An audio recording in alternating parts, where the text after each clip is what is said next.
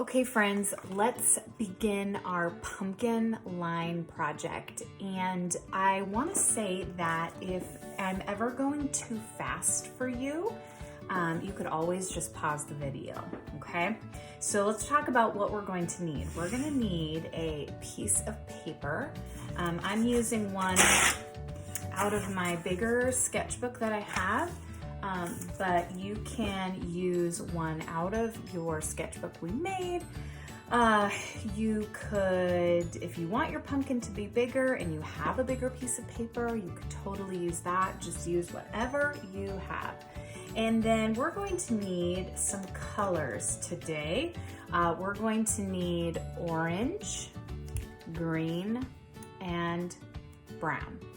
And you can see here that I'm using crayons, I'm using markers, but really friends, I want you to use whatever you have at home. So the way that I'm gonna show you to do this pumpkin is by painting. So I'm also going to have my watercolor paints here. But if you don't have any paints, you can totally draw your lines and fill in the color of your pumpkin with whatever you have at home, okay? So just know that. And if you are using paints, of course you're gonna need a paintbrush and some water, a towel if you need it, and also you're going to need some glue. Glue sticks work too, tape if you have it, and some scissors. Okay, so this project comes in some parts, but we're gonna work through it together. So since this week is all about line, we're gonna fill our paper here first with a bunch of different lines that we have learned, okay? So I'm going to stretch my lines from one side of my paper to the other side with my orange crayon. And I am just going to, put them on as thick and thirsty as I can, because the trick that we're going to use a little bit later is going to need them to be drawn thick and thirsty. Okay, so you see I did a zigzag here. Okay, I'm going to next do a straight line. And how about a wavy line? And dashed. Love a dashed line. Okay, and friends, notice I'm not starting in the middle when I draw these. I am going from one side all the way to the other. Okay, let's do the castle line. This is one that is a lot of kids' favorite. And what else do we have here? Okay, let's do a looped. Sometimes I call it a loop-de-loo line. And how about a cloud line? And friends, these are just some ideas, okay? But there are lots of different lines you could create. And so you do not have to do the ones that I am doing. You are the artist. Okay, so now that I have my lines on my paper, I am going to fill in the paper now with some orangey pumpkin colored paint. So since I'm using my watercolors here, I am going to start by waking up my orange by dabbing some water into it. And then friends, you're gonna see me also waking up a little bit of yellow, because for this pumpkin color I'm going to make on the paper, I want to kind of combine yellow and orange, okay? So if you don't know this, artists, we call this a paintbrush ballerina, okay? And there is a reason. When she glides across the paper, like so, she always stays on her tippy toes. She never smashes around like you see here on her booty, because nobody wants to go to the booty scooting ballet. So friends, we keep Paintbrush Ballerina on her tippy toes, and that is how she does her best painting. Okay, so I'm going back and forth between my yellow and my orange to create my pumpkin color. And same thing as we talked about, friends, about thick and thirsty, that goes for painting too. So I am being careful to get all my peekaboo spots and going from end to end. You may want to lay something down when you're doing this, friends, especially if you're on a table, so that you do not get the paint where you don't want it, okay? So I'm gonna go ahead and speed this up and finish painting this.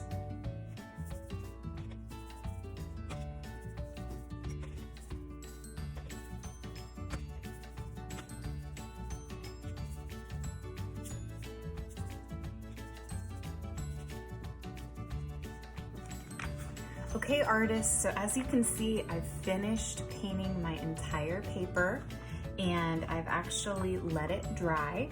So you need to give it some drying time before we do this next part. But as you can see, if I hold it up closer, you can see those orange lines popping out underneath the watercolor paint that we did over. So that is called a resist. The crayon resisted the watercolor on top of it. So that's kind of a cool magic trick we do in art. So now that my paper is fully dry, I'm ready to put this pumpkin together. So what I'm going to do is I'm going to flip this guy over so that when I draw the shape of my pumpkin, I'm doing it on the side that doesn't show the marks that I make. So I'm going to take anything I have, marker, pen, pencil. If you have a pencil and would like to do that instead, that way if you make a line that you want to redo, you could totally erase it. But to get the shape of my pumpkin here, I'm going to go to the top middle of my paper and I'm going to put 2 fingers down. And I'm going to put a little dot right below those 2 fingers. I want to leave some room for this pumpkin stem up here, okay? So then I'm going to come down to the bottom of my paper and I'm going to put another dot.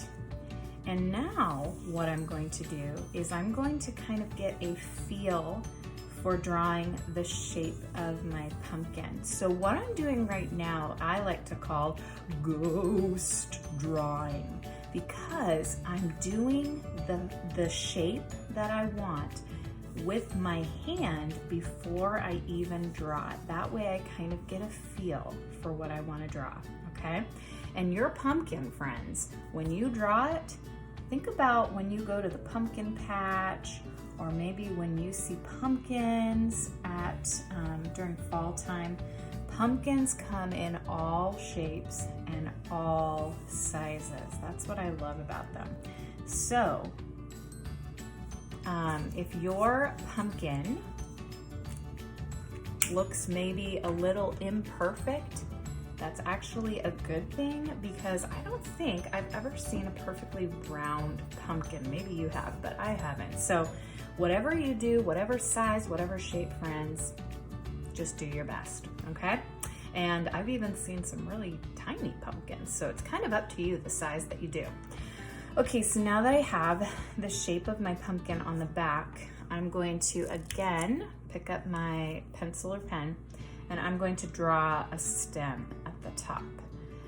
So to do that, I am going to actually think kind of like a rectangular type shape right there. And really, friends, stems too, they come in all different shapes and sizes. So you just do the shape that works for you, okay? All right, so now that I have my pumpkin and its stem, I'm gonna take my scissors and I am going to carefully cut around this pumpkin. And so I'm going to go ahead and do that for you now.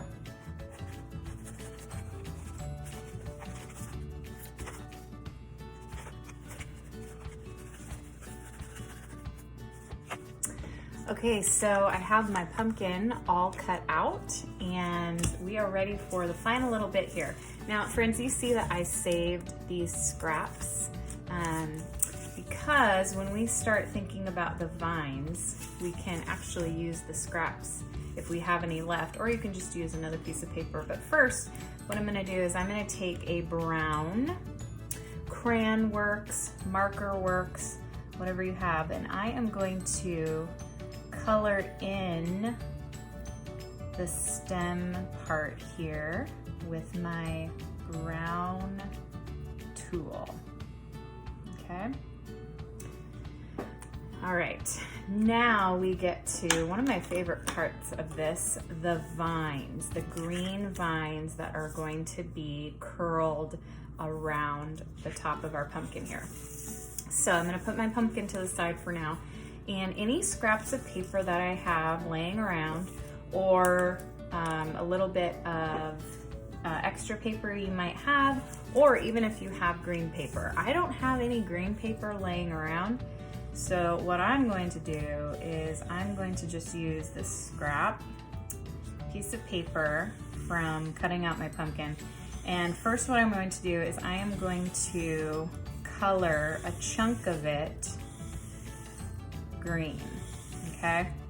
And I'm going to actually do that on both sides, because when I curl it up, we don't want one side of our vine to be a different color or white.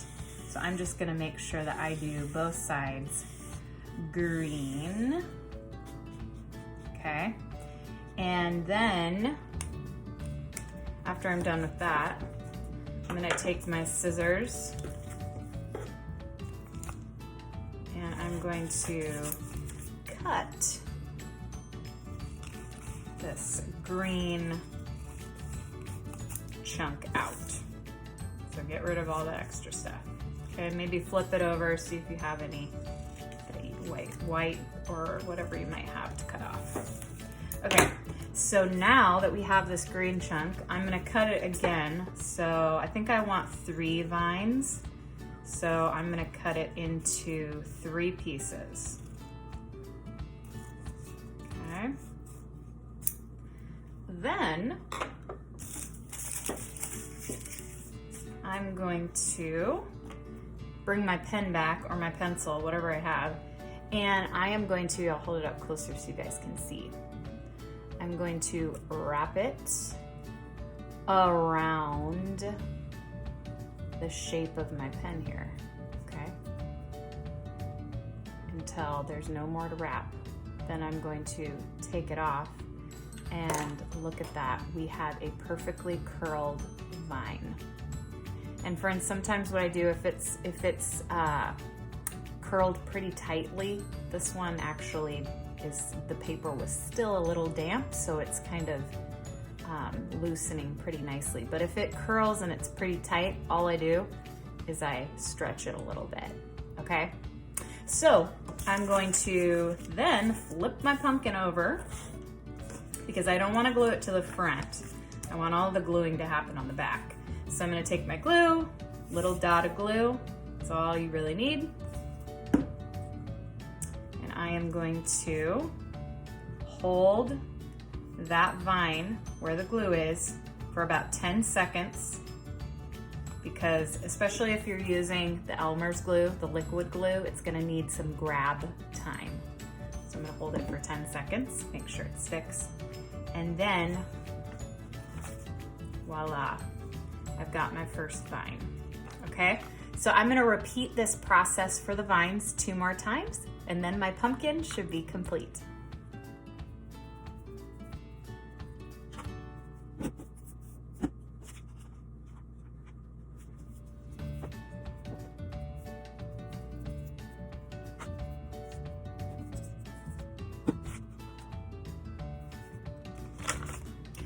All right, friends, there it is. My pumpkin is complete, and oh boy, I love it. I almost want to make a bunch of these and put them around my house for decorations for this month. And friends, another thing I wanted to tell you is if you want your vines to be longer, all you need to do is color a longer strip of green paper or cut longer strips from green paper, and you can make some vines that are a little bit longer. All right, friends, I can't wait to see your pumpkins. Barnaby and I cannot wait, and we hope you have a lot of fun. See you next time.